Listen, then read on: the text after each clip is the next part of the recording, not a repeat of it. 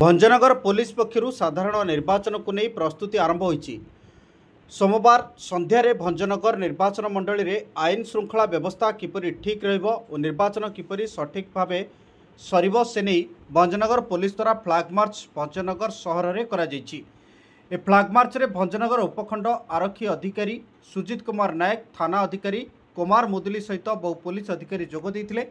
Bhanjanagar police सहर जनसाधारण को police को सहयोग करने सहित निर्वाचन को श्रृंखलित भाव समापन करने को अनुरोध करिछि। भंजनगर सहर दिन को दिन देशी मदर बिक्री तथा जानवाहन गुड़िकर द्रुतगति पार्किंग पई गोटाए बड़ चैलेंज सृष्टि हेबो।